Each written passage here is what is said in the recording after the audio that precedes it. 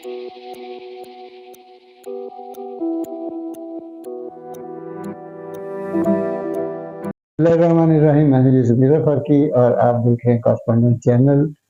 ताज़ा तरीन तजियों तबसरों के साथ हम हाजिर हैं। नई जो डेवलपमेंट हुई है आप सब नाज़रीन जानते हैं, इसके ऊपर हमने पहले भी बात की और ये हम बात कर चुके हैं कि 26वीं जो आईनी तरमीम है वो पास हो जाएगी और वो हो चुकी है और हुकूमती हल्के जो हैं वो उसके ऊपर बगले में जा रहे हैं, खुश हो रहे हैं, जबकि जो अपोजिशन है वो उसे स्याह कानून करार दे रही है, जिसके ऊपर पीटीआई ने उसके खिलाफ जो है ना तजाहिद की कॉल भी दी है।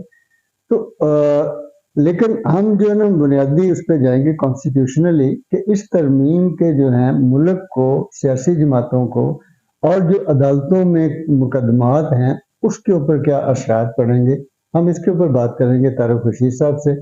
और तारिक रशीद साहब, एक तो ये इशू हो जाएगा, दूसरा फिर हम आगे थोड़ा सा जो हमारी रेलिवेंट चीज़ें हैं उसके ऊपर भी थोड़ी सी बात करेंगे। लेकिन ये ज़रा बताइए कि ये जो 26वीं आईनी तरमीम है इसके हमारे मतलब मुल्क के हवाले से सिस्टम के ऊपर, अदालतों के ऊपर और जो पॉलिटिकली जो हम देखते थे कि जी कभी एक दिन में मैंने मतलब एक वक्त ये भी आया था, पाकिस्तान पीपल पार्टी की हुकूमत थी और वज़ीर आज़म थे यूसुफ रज़ा गिलानी। तो एक वक्त में यूसुफ रज़ा गिलानी अदालत में खड़े होते थे, दूसरे वक्त में एक वज़ीर होता था। उस दिन उनके गुजरा जो है सारा दिन ही अदालतों में, और फिर जिसको दिल करते थे घर भेज देते, जिसे दिल किया फांसी लगा दी। अब ये चीजें मतलब सुनने में आ रहा है कि ये बेहतर होंगे। देखिए, मैं पहले तो ये बात करूंगा कि 26 आईनी तरमीम पास हुई और पास भी इस तरह हुई कि ना सिर्फ अपोजिशन के रहमान जो हैं उन्होंने उसको वोट किया, बल्कि पीटीआई के भी लोग जो है, खासतौर पे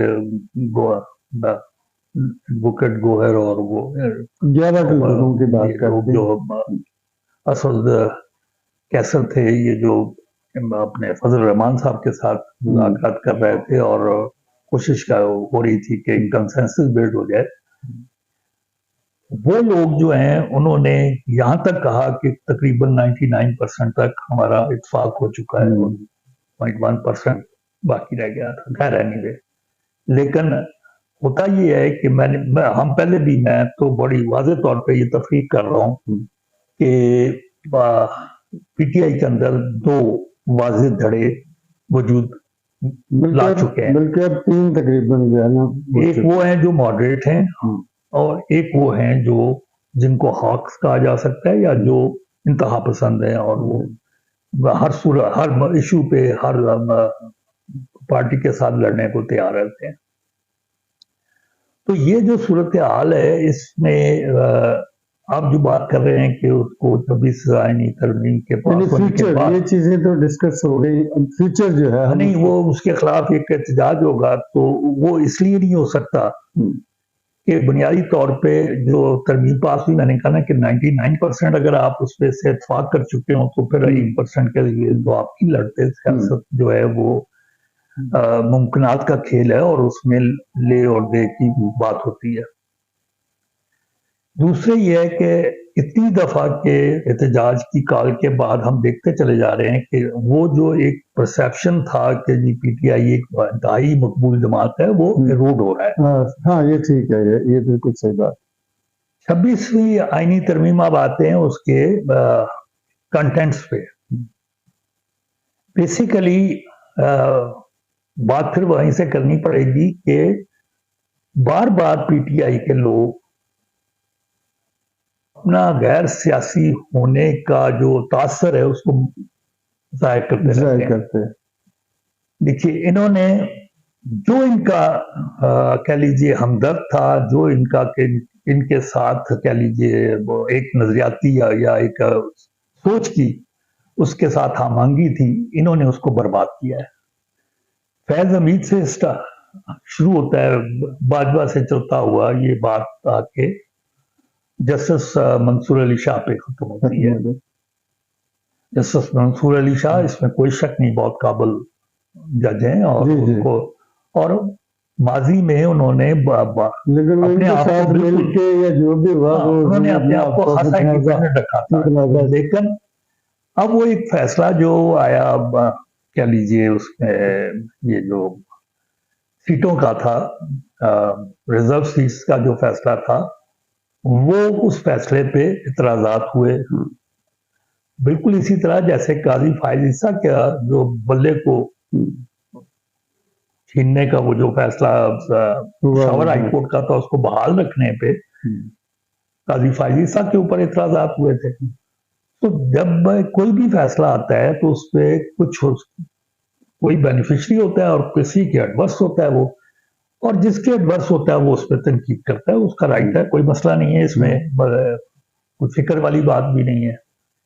लेकिन पीटीआई ने खुद ये तासर देना शुरू किया कि बस 25 अक्टूबर को जब अपने काजी फायज ईसा जो हैं वो रिटायर होंगे और मंसूर अली शाह, क्योंकि वो सबसे सीनियर हैं, वो जिस वक्त चीफ जस्टिस बनेंगे तो वो 4 हल्के खोलेंगे और इलेक्शन को कालाजम करार दे देंगे, गवर्नमेंट घर चली जाएगी।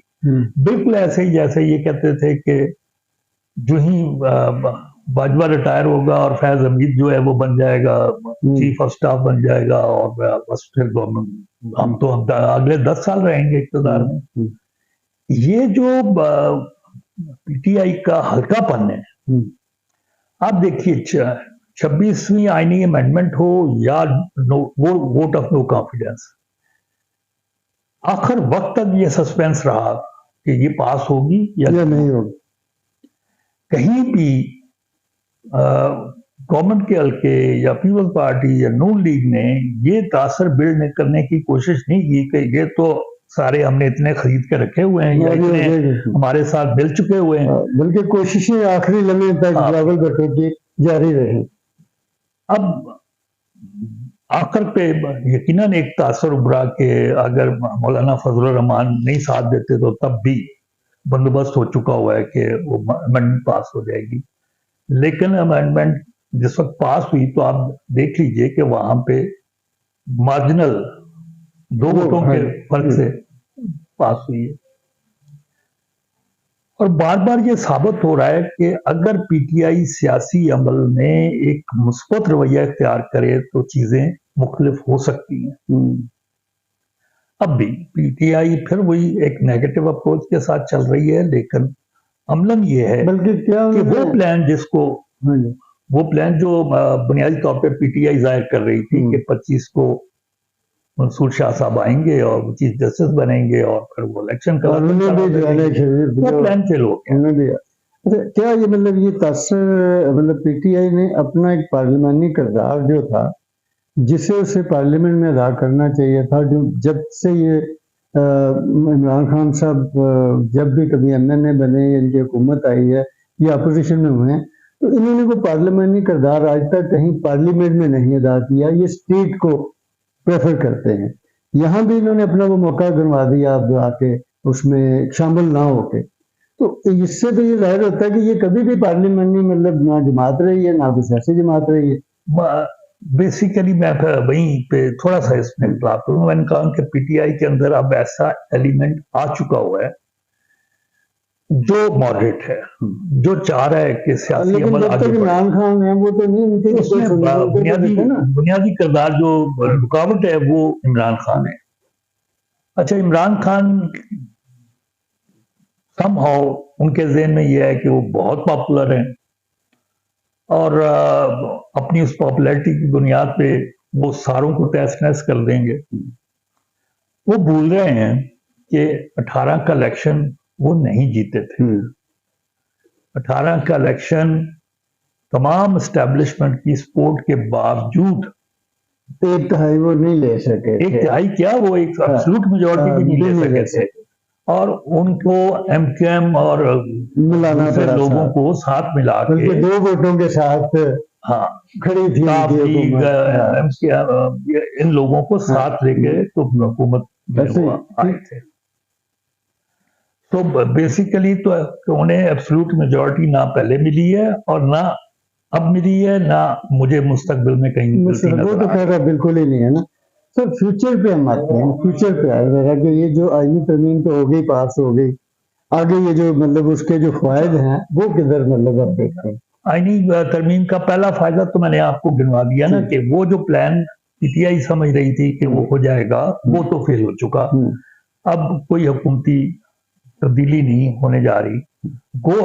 मैं और हमारे यहाँ के मुख्तलिफ प्रोग्रामों में ये बात वाज़ेह तौर पे कह रहे हैं कि शुरू दिन से कि हमें तो ये सेटअप 5 साल कहीं जाता नजर नहीं आता। ठीक। लेकिन बहरहाल एक तो ये है कि मीडिया के चैनल्स क्या रोजगार भी इस पे है कि रोज कोई इशू खड़ा करें और कहें कि बस अब कुछ होने वाला है। लेकिन मैं कम से कम बिल्कुल वाज़ेह तौर पे पहले भी समझता था और अब भी मेरा ख्याल है कि कुछ नहीं होने वाला। ये सेटअप जो है वो कंटिन्यू करेगा और जो अब इकोनॉमिक स्टेबिलिटी आ रही है, वो जो इकोनॉमिक स्टेबिलिटी है उसके साथ सियासी स्टेबिलिटी, गैर यकीनी सूरत हाल खत्म हो रही है।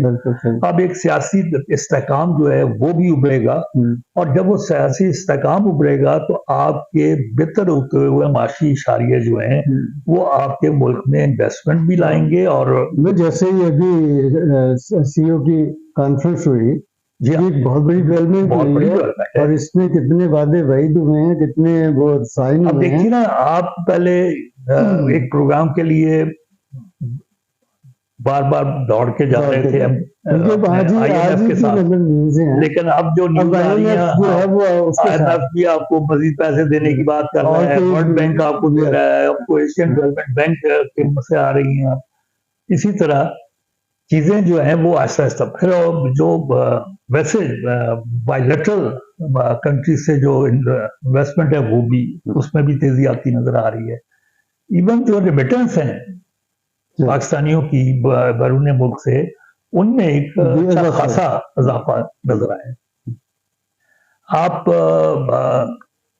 ट्रेड डेफिसिट गो अभी भी जारी है, लेकिन आप करंट अकाउंट सरप्लस में आ गए।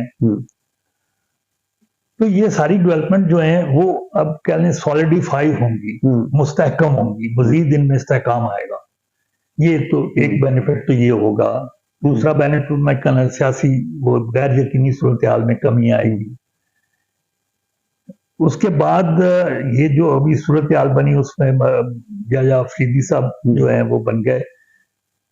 मेरे नजदीक याया अफरीदी, मंसूर अली शाह या आगे मंदोखेल, अमीनुद्दीन और ये सारे लोग जो हैं, इनसे कोई भी बने तो उसकी कैपेबिलिटी या उसकी, मैं कोई उस पर शक नहीं कर सकता, मेरे नजदीक सारे ही कैपेबल हैं।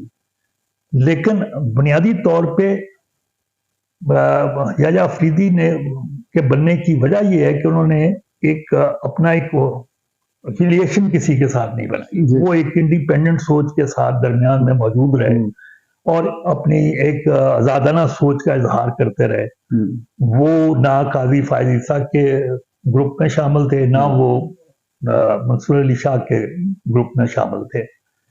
हालांकि उनके मंसूर अली शाह साहब से भी बहुत अच्छे मरासम हैं और तो ये इस लिहाज से वो एक मुतदिल मिजाज होने की वजह से उन्हें ये मनसब दिया गया कि वो शायद सुप्रीम कोर्ट के अंदर जो तकसीम आ गई है उसको वो खत्म कर सके या खत्म कर सके। सर आखिरी सवाल वही है कि क्या ये जो अब जो नई मतलब सारी बंदोबस्त हुआ है आईनी तरमीम के जरिए या सारे मामला जो हैं, इसको देखते हुए माजी में जिस तरह से वज़ीर आज़म को घर भेजा जाता रहा है, जैसे वज़रा को काम करने से रोक दिया जाता रहा, पॉलिटिकल हुकूमतों को बिल्कुल जाम कर दिया जाता था, अब इसमें क्या देखते हैं, इसके क्या चांसेस हैं? आपकी पिछली हुकूमतों में जो भी माजी हमारा है उसके जितने भी आप इस तरह के वाक़यात उठाएंगे उसमें आपको नजर आएगा कि एस्टैब्लिशमेंट और अदलिया मिलके ये काम करती थी।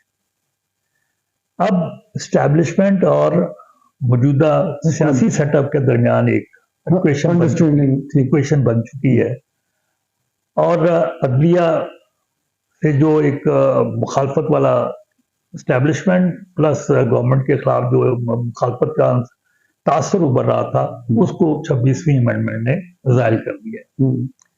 जो कॉन्स्टिट्यूशनल कोर्ट बनने जा रही है और जो जुडिशल कमीशन और कह लीजिए जो कमेटी जो है पार्लियामानी कमेटी जुडिशल अपॉइंटमेंट के लिए बनी है, ये सारी अगर इनका तजिया करेंगे तो इसमें एक बैलेंस मौजूद है।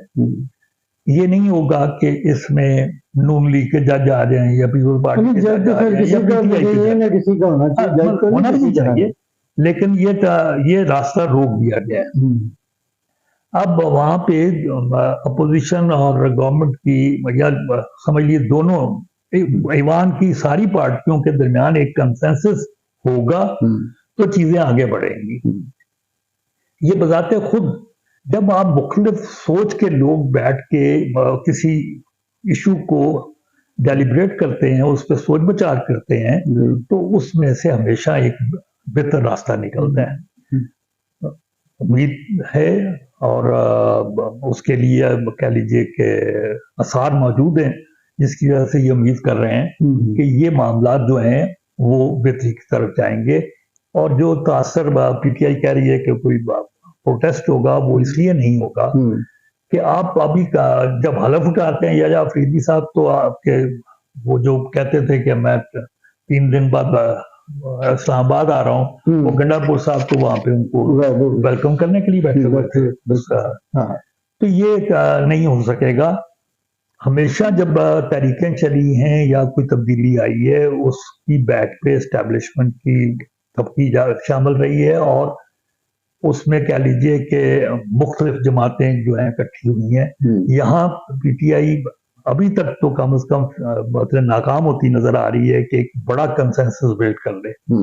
अगर सियासी जमातों से ना करे तो कम से कम सिविल सोसाइटी के साथ ही कोई वो तो अब उसकी अपनी जमात में भी नहीं रहा ना, वहाँ भी काफी कॉन्फ्लिक्ट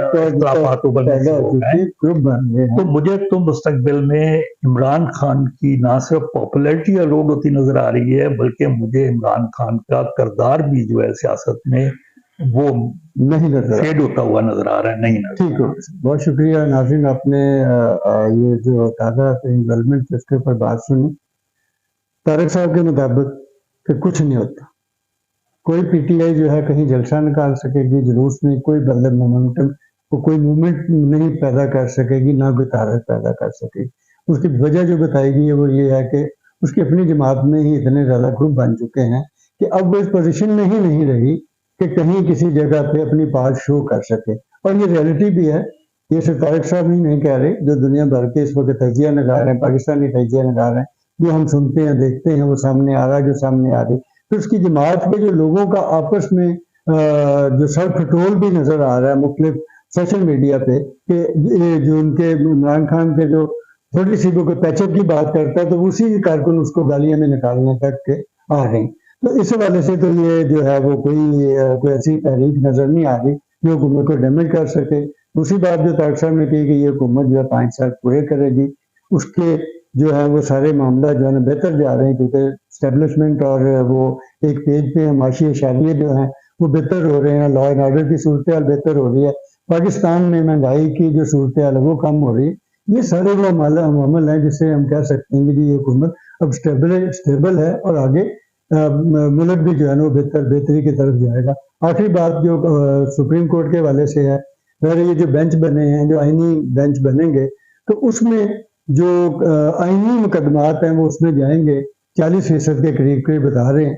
तो उससे जो मुकदमात आम लोगों के हैं उनको भी सुनवाई मिलेगी। तो इस हवाले से ये एक बेहतर अमल था और उम्मीद की जा सकती है कि हम एक आगे एक बेहतर पाकिस्तान देखने जा रहे हैं। इजाजत दीजिए, अगले मैं यहाँ पे ऐड करूँ, 1000 कम से कम केसेस अगले 2 हफ्तों में डिसाइड होने जा रहे हैं।